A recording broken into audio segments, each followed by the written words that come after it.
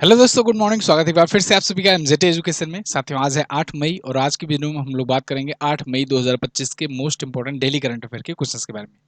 पूरी वीडियो ध्यान से देखिएगा, पूरी वीडियो डिटेल से आपको समझाई गई है। जहां भी कोई डाउट हो तुरंत पूछ लीजिएगा कमेंट करके। और इस वीडियो में हम लोग काफी अच्छे अच्छे क्वेश्चंस की बात करेंगे आज, तो एंड तक आपको देखना है। चलिए शुरुआत करेंगे सबसे पहले वन लाइनर से। कल का रिवीजन करेंगे, उसके बाद आज की तरफ बढ़ेंगे रोजाना की तरह। कल हम लोगों ने पढ़ा था विश्व एथलेटिक्स दिवस मनाया जाता है 7 मई को। इसके अलावा भारत ने पाकिस्तान के साथ बढ़ते तनाव को देखते हुए एक राष्ट्रव्यापी नागरिक सुरक्षा अभ्यास किया है। और ये 7 तारीख से 9 मई तक चलने वाला है। शुरू में 7 तारीख को चलने वाला था, लेकिन इसे कुछ इलाकों में और बढ़ा करके 9 तारीख तक किया जाएगा। मानव विकास सूचकांक जारी किया गया है। इसमें भारत जो है 130वें स्थान पर है 0.874 स्कोर के साथ। याद रखिए, बहुत इंपॉर्टेंट इंडेक्स था। इसके अलावा कल हम लोगों ने पढ़ा था कि भारत और मालदीव के बीच में संयुक्त मानवीय सहायता और आपदा राहत HADR अभ्यास हुआ है। इसके अलावा महाराष्ट्र सरकार ने विदेशी विद्यालयों वाले भारत के पहले ईडू सिटी को विकसित करने की घोषणा की है। नवी मुंबई में ये विकसित किया जाएगा। कहां पर? नवी मुंबई में ईडू सिटी विकसित की जाएगी। और यमन देश के वित्त मंत्री सलीम बिन ब्रिक ये बन गए हैं नए प्रधानमंत्री वहां के। सुदीरमन कप इसको जीत लिया है चीन ने। साउथ कोरिया जो है ये उप विजेता रहा है। केंद्र सरकार ने दुर्घटना पीड़ितों के लिए 1.5 लाख रुपए की मुफ्त उपचार योजना को अधिसूचित किया है। राष्ट्रीय फिल्म विकास निगम यानी कि NFDC के प्रबंध निदेशक नियुक्त किए गए हैं प्रकाश मखदुम। और पुलित्जर पुरस्कार में न्यूयॉर्क टाइम ने 4 सबसे ज्यादा पुरस्कार जीते हैं। और अगर खोजी पत्रकारिता का पुरस्कार बात करें तो हालांकि उसको राइटर स्टाफ ने जीता है, फेंटेनाइल एक्सप्रेस ने राइटर स्टाफ का है। ठीक है, तो ये टॉप 10 करंट अफेयर के क्वेश्चन थे कल की वीडियो से, जिनका आपने रिवीजन किया है। कल वीडियो लेट आई थी, दिन में आई थी, तो आप में से बहुत सारे लोगों ने देखा भी नहीं होगा। जिन्होंने नहीं देखा है कल जा करके देख लेंगे। जीएस सफलता बैच आया हुआ है, बैच चल रहा है, इसमें क्लासेस चल रही हैं। और जल्द ही इसमें 2 से 3 क्लासेस पर डे होने लगेंगे, है ना। थोड़ा सा आप रिदम में आ जाओ, थोड़ा सा हमारा पढ़ाने का तरीका और आपका पढ़ने का तरीका थोड़ा सा माहौल में आ जाओ ना, उसके बाद फिर क्लासेस संख्या पर डे में बढ़ा दी जाएगी। तो जिन्होंने अभी भी नहीं ज्वाइन किया है फटाफट से जाएं, इसे ज्वाइन करें। चलिए, तो हम लोग बात करेंगे आज के पहले क्वेश्चन की। विश्व रेड क्रॉस दिवस कब मनाया गया? वर्ल्ड रेड क्रॉस डे या वर्ल्ड रेड क्रिसेंट डे ये मनाया जाता है 8 मई को। बहुत इंपॉर्टेंट डे है। इस दिवस वाले क्वेश्चन से पूछा जाता है कि ये किसकी याद में मनाया जाता है। ठीक है, तो ये याद रखना, ये वर्ल्ड रेड क्रॉस दिवस जो है ये रेड क्रॉस संस्था जो है स्थापित की गई है उसी के द्वारा मनाया जाता है। तो रेड क्रॉस क्या है? एक एनजीओ टाइप का है जो दुनिया भर में शांति के लिए, मानवीय सहायता के लिए ये काम करती है। ठीक है ना, हेल्थ और पीस इन सब के लिए ये काम करती है। तो इसको स्थापित किया था हेनरी डुनेंट ने। इनकी जयंती होती है 8 मई, इसीलिए 8 मई को यह दिवस मनाया जाता है। ये बहुत बार पूछा गया है, हेनरी डुनेंट। अच्छा, रेड क्रॉस संस्था दोस्तों सबसे ज्यादा बार नोबेल पाने वाली ये संस्था है। रेड क्रॉस जो है संस्था, रेड क्रॉस संस्था, यहाँ पर कहीं इसके बारे में जिक्र नहीं है। चलिए, रेड क्रॉस जो है नाम की एक संस्था है। और ये सर्वाधिक नोबेल सर्वाधिक सर्वाधिक शांति नोबेल जीतने वाली संस्था है। टोटल देखा जाए कितनी बार मिला है अगर, तो टोटल तो 4 बार मिला हुआ है, जिसमें से 1+3 कहेंगे इसे, क्योंकि एक बार तो इसके संस्थापक हेनरी डुनेंट को मिला था 1901 में। ध्यान रखना, इसे क्वेश्चन पूछे जाते हैं, कई बार पूछे गए हैं। इंपॉर्टेंट क्वेश्चन है ये। इस बार की थीम रखी गई है keeping humanity alive. Keeping humanity alive. अगला, हाल ही में भारत ने पाकिस्तान के आतंकी ठिकानों को निशाना बनाने के लिए कौन सा ऑपरेशन चलाया? तो ऑपरेशन सिंदूर चला। पूरे देश भर में चर्चा हुई, इस पर मैंने आपको वीडियो भी दी कि भारत ने अपना बदला ले लिया है। अब हालांकि पाकिस्तान जो है वो पुंछ एरिया में, जम्मू कश्मीर एरिया में फायरिंग भी लगातार कर रहा है। बहुत सारे इंडियन सिविलियंस भी मारे गए हैं, उनको सिविलियंस पर इन्होंने कायरता पूर्वक अटैक किया है फिर से। और फिर इनको मुंहतोड़ जवाब मिलेगा ही। लेकिन भारत ने उससे एक दिन पहले ऑपरेशन सिंदूर चलाया। ऑपरेशन सिंदूर बेसिकली आतंकी कैंप को, आतंकी ठिकानों को निशाना बनाने के लिए चलाया गया था। भारत की तीनों सेनाओं ने मिल करके ये ऑपरेशन किया था। रात को 1:05 से लेकर के अगले 25 मिनट में यानी 1:30 बजे तक ये ऑपरेशन चला, ऑपरेशन सिंदूर। इसमें ना मतलब 100 किलोमीटर तक अंदर घुस करके यहाँ पर निशाना बनाया गया ठिकानों को। और जो आतंकी मसूद अजहर है, हाफिज सईद है, इसके बहुत सारे जो टेररिस्ट ट्रेनिंग कैंप थे जहां से बड़े बड़े आतंकी निकले थे और भारत में ना जाने कितने आतंकी हमलों को इन्होंने अंजाम दिया था। तो ये पूरा कैंप ही बर्बाद कर दिया गया है, पूरे आतंकी ठिकानों को। और कल भी मैंने आपको एक वीडियो दी थी कि पाकिस्तान मसूद अजहर जो है पाकिस्तान का, वो आकर के भाषण दे रहा है, बयान दे रहा है कि भैया इससे अच्छा होता कि मैं ही मर जाता। एक्चुअली में क्या हुआ कि वो बच निकला। बचना इसलिए क्योंकि जब से ही थ्रेट हुआ कि भारत एक्शन लेगा तो पाकिस्तानी सेना ना उसको छिपा करके बैंकर वगैरह में कहीं बेल में घुसेड़ करके रखी थी, तो वो बच गया था।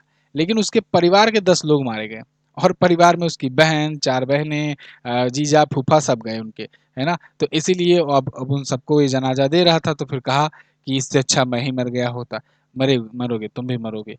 खैर, लश्कर तैयबा, जैसे मोहम्मद, हिजबुल मुजाहिदीन, इनके बहुत सारे कैंप तबाह किए गए। टोटल 9 आतंकी ठिकानों को निशाना बनाया गया है 8 अलग अलग जगहों से। इस बार क्या खास था?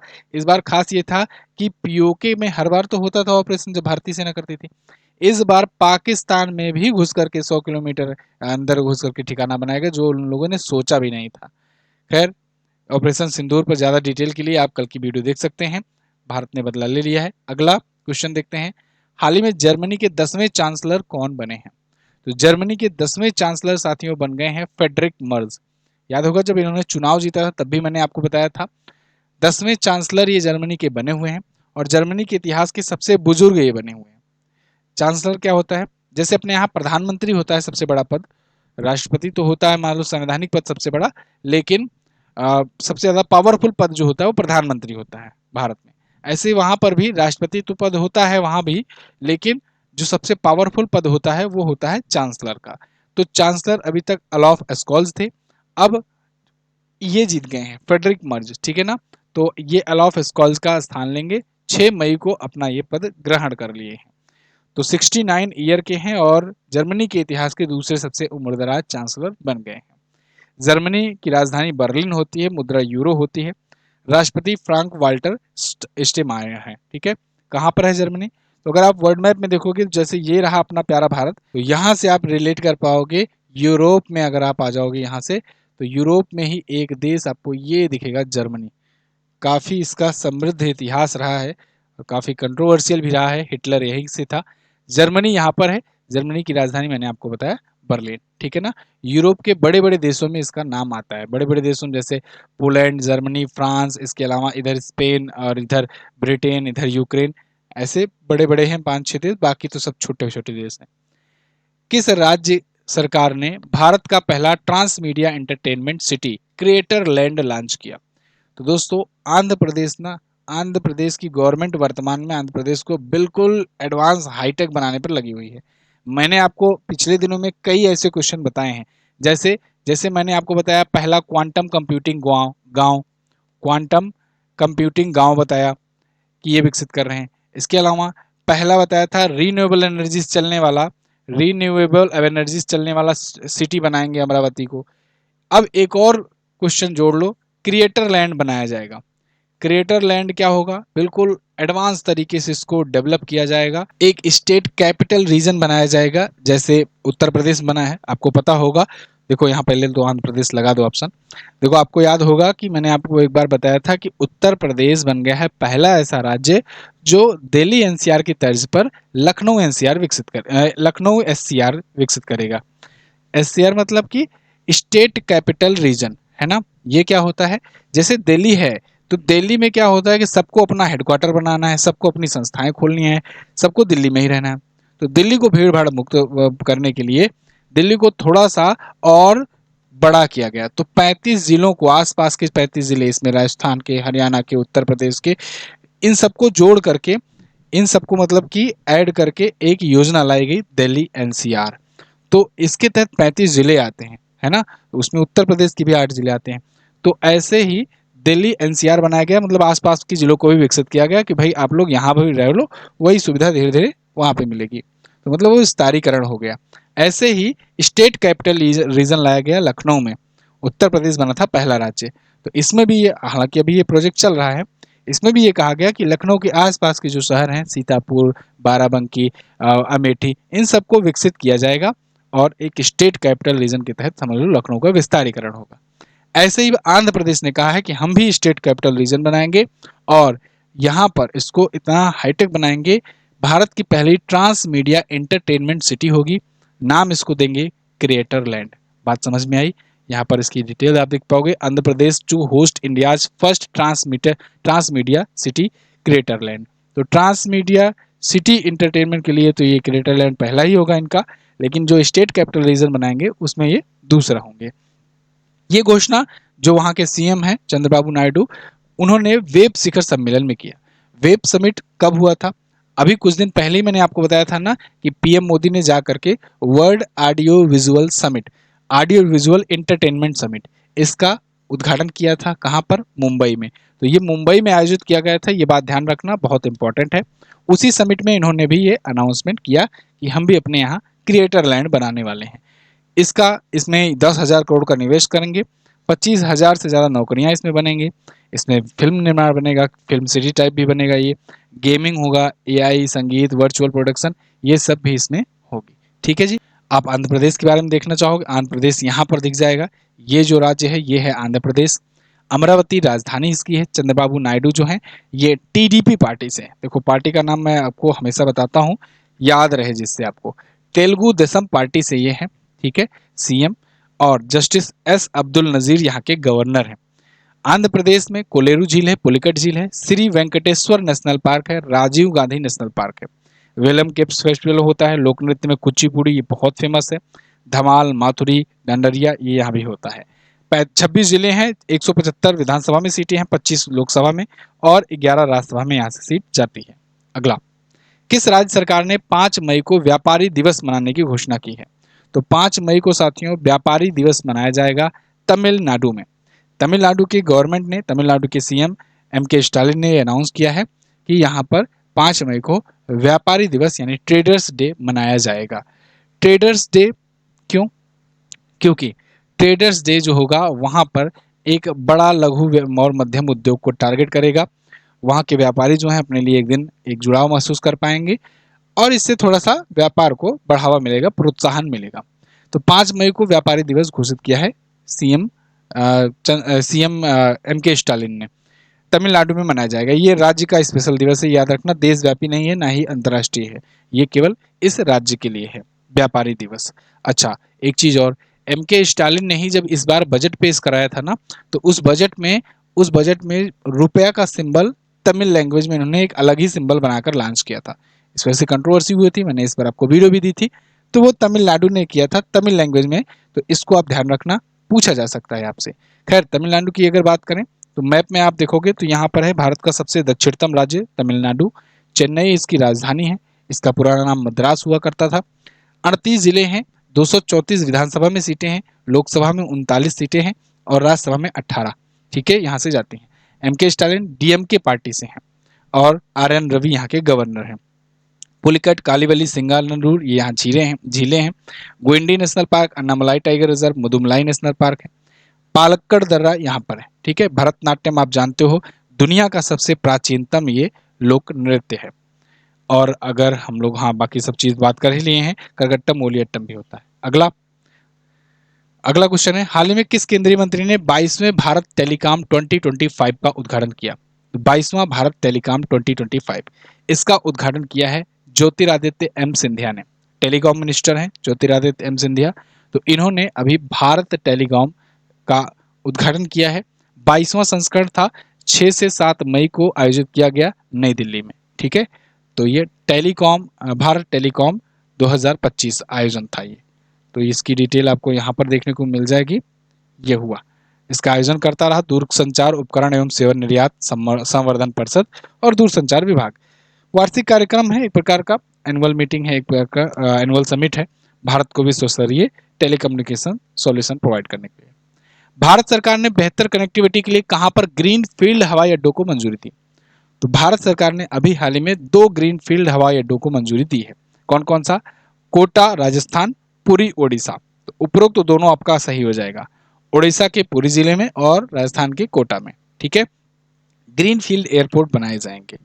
ग्रीन फील्ड एयरपोर्ट भारत सरकार ने 2022 में लक्ष्य रखा था कि आगे आने वाले दिनों में 21 ग्रीन फील्ड एयरपोर्ट्स बनाए जाने हैं देश भर में, तो उसी की तर्ज पर बनाया जा रहा है धीरे धीरे। यहाँ पर भी अभी ये बनाया गया है। ठीक है, तो 5 मई को अभी इसका अनाउंसमेंट किया गया है राम मोहन नायडू किंजरापू के द्वारा, जो कि कौन है, केंद्रीय नागरिक उड्डयन मंत्री हैं। ओके, तो कोटा और पुरी में बनाया जाएगा, याद रखना। पर्यटन बढ़ेगा, कनेक्टिविटी बढ़ेगी। अगला, हाल ही में किस राज्य में त्रिशूर पूरम उत्सव मनाया गया? त्रिशूल पूरम या त्रिशूर पूरम, इसे त्रिशूर भी कहा जाता है, त्रिशूर पूरम। तो ये उत्सव कहां पर मनाया जाता है? केरल में। केरल का ये बहुत ही चर्चित मंदिर महोत्सव है और काफी भारी मात्रा में लोग मंदिर में इकट्ठा होते हैं और त्रिशूर पूरम उत्सव मनाते हैं, कुछ इस प्रकार से आप देख सकते हो। तो ये सबसे शानदार मंदिर उत्सव मनाया जाता है ऐतिहासिक वडक्कुमनाथन मंदिर में, ये सब लोग इकट्ठा होकर इस फेस्टिवल को सेलिब्रेट करते हैं। ओके, अब केरल आया है, केरल के बारे में जान लो। केरल यहाँ पर दिख जाएगा आपको। देखिए, इस वीडियो में हम लोगों ने किसकी किसकी बात की? आंध्र प्रदेश की, तमिलनाडु की और केरल की, तीनों दक्षिण भारतीय राज्य हैं। तिरुवनंतपुरम इसकी राजधानी है। पिनराई विजयन सीपीआई-एम पार्टी से यहाँ के करंट टाइम पर सीएम है। गवर्नर है राजेंद्र विश्वनाथ अरलेंकर। ठीक है, देखिए केरल अपना बॉर्डर कर्नाटक से और तमिलनाडु से शेयर करता है। वेपनाड झील है, इडुक्की वन्यजीव अभ्यारण्य है, साइलेंट वैली नेशनल पार्क है, बहुत इंपॉर्टेंट है, इसे याद रखना। पेरियार वन्यजीव अभ्यारण्य है, पलक्कड़ दर्रा है, इसके अलावा पालघाट दर्रा भी यहीं पर है। 14 जिले हैं, 140 विधानसभा में सीटें हैं, 20 लोकसभा में और 9 राज्यसभा में यहाँ से सीट जाती है। क्लियर है? अगला, किस देश के राष्ट्रपति ने अल्कट्राज जेल को फिर से खोलने का फैसला लिया? अल्कट्राज जेल जो है बहुत ही खतरनाक जेल मानी जाती थी। जैसे अपने यहाँ होता था ना, काला पानी की सजा दी जाती थी। काला पानी की सजा में अपने क्या होता था कि एक द्वीप पर, अंडमान निकोबार में एक द्वीप पर ले जाकर के कैदियों को छोड़ दिया जाता था और वो वहां पर मतलब कि बहुत बुरी स्थिति होती थी वहां के जेल में। काला पानी की जब सजा हो जाती थी तो लोग कहते थे कि इससे अच्छा मर ही गए होते, इतना नरक वाली वहां जीवन रहता था। तो और कोई पूछने वाला नहीं, कोई वहां हाल चाल खबर लेने वाला नहीं, कितने लोग वहां से मर ही के ही लौटते थे, मतलब कि जिंदा वापस नहीं आते थे। ऐसे ही अमेरिका में भी एक जेल हुआ करती थी, अल्कट्राज जेल। वो भी एक द्वीप पर बनाई गई थी। हालांकि पहले वो किला के रूप में था, बाद में किला से उसको जेल बना दिया गया था, है ना। आप जानते हो ब्रिटिशर्स जो है ऐसे ही करते थे, जब कैदी बहुत ज्यादा हो जाते थे तो उठा करके वो एक द्वीप पर जाकर छोड़ आते थे, वहां पर बंद कर देते थे जिससे लोग विरोध ना कर पाए, है ना। और बहुत भारी मात्रा में इनको जेल में भी डालना होता था ब्रिटिशर्स को, तो इसलिए ये दूसरी जगह पर रखते थे। ऑस्ट्रेलिया देख रहे हो, ऑस्ट्रेलिया पूरा पूरा देश ही ऐसे बन गया है, वहां पर ले जाकर कैदियों को छोड़ दिया जाता था, इसीलिए ऐसे सीरीज होती है। खैर, अल्कट्राज जेल जो है इसको फिर से चालू करने की घोषणा की गई है।